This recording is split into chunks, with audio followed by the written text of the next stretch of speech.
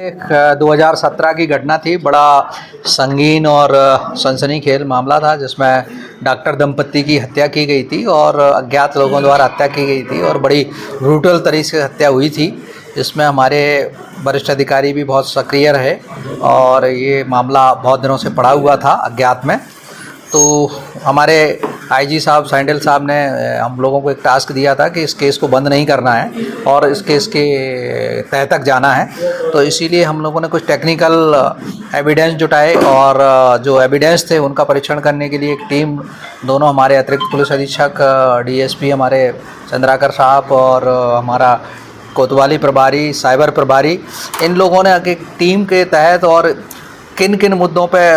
क्या क्या एलिमिनेट करना है और किसको आगे बढ़ाना है, इस तरह से इन्होंने काम किया और लगातार 1-1.5 महीने की उसमें इन्होंने सफलता पाई है। और ये जो व्यक्ति सत्यम साहू नाम का व्यक्ति हमारे द्वारा गिरफ्तार किया गया है, जिसने ये स्वीकारा है कि मैं घटना दिनांक को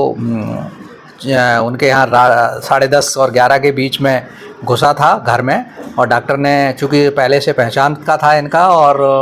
इनके यहाँ ड्राइवरी भी कर चुका था, इनके हर मामले में ये समझौता कराने भी लड़ाई होती थी उसमें। तो इसका कहना है कि जब मैं गया था तो डॉक्टर ने कमरा खोला और डॉक्टर अंदर जैसे ही पहुंचा तो चूँकि डॉक्टर ने इनसे कुछ पैसे उधार ले रखे थे, इसका जो कहना है, तो उन पैसों को मांग रहा था। उसी दौरान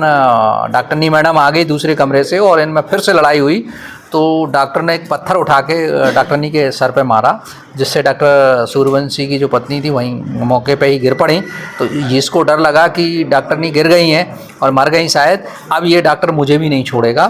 क्योंकि इसको लेके पहले से भी डॉक्टर कुछ शक करता रहा है। तो इसी आधार पर इसने क्या हुआ, वहाँ एक और पत्थर पड़ा था, उसको उठा के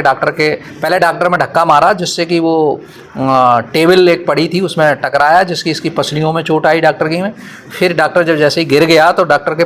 सर पे इसने बहुत ज़ोर से पत्थर मारा, तो दोनों की देखा कि दोनों मर गए हैं। तो ये उनको खींच के बाहर ले गया, बाहर इनको डाला और जो वहाँ खून फैला था उसको उसने साफ़ करने की कोशिश की थी। जी, इसके बाद ये भागा वहाँ से और भाग के इसका कहना है कि दुर्ग चला गया था और दुर्ग में जाके इसने सवेरे पेपर में पढ़ा तो वहाँ इस घटना का कोई पेपरों में जिक्र नहीं था। 4 तारीख को तो फिर ये 4 को शाम के तो वापस आया, 5 को ये फिर से चक्कर लगाता रहा है वहाँ के कोई हलचल है कि नहीं है, लगातार ये नज़र बनाए रखा।